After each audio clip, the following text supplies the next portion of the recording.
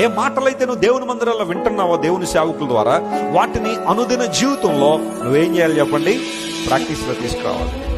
నిన్ను వలె నీ పొరుగు వారిని ప్రేమించు అన్నప్పుడు ప్రేమలో ఎదగాలి, కృపలో ఎదగాలి. ఏ క్షమాపణ అయితే మనం దేవుని దగ్గర నుండి పొందుకున్నామో, అన్మెరిటెడ్ గ్రేస్ ఏ విధంగా దేవుడు మనకి ఇచ్చాడో, అలాంటి క్షమాపణ హృదయాన్ని మనం ఇతరుల పక్షంగా కూడా ఏం చేయాలా? కలిగి ఉండాలి. కొంతమంది ఎవరైనా విషయంలో తప్పు చేసి సారీ చెప్తే సారీ యాక్సెప్ట్ చేయరు. తరతరాలు సంవత్సరాలు గడిచిపోతానే ఉంటది, కానీ ఆ సారీని ఇంకా హోల్డ్లోనే పెట్టి ఉంచుతారు. దేవుడు అలాగే నీవు పాప క్షమాపణ కోరినప్పుడు నిన్ను కూడా హోల్డ్లో పెట్టుంటే పరిస్థితి ఎలా ఉండేది? నీ పాపాలు క్షమించబడడానికి కొంచెం టైం కావాలమ్మా అని దేవుడు అనుంటే నీ పరిస్థితి ఏం కావాలి? చాలాసార్లు ఎవరినో క్షమించడానికి ఎంత కష్టపడిపోతున్నావు? భార్యని క్షమించడానికి కష్టపడుతున్నావు, భర్తను క్షమించడానికి కష్టపడిపోతున్నావు, లేదా స్నేహితులను క్షమించడానికి కష్టపడిపోతున్నావు.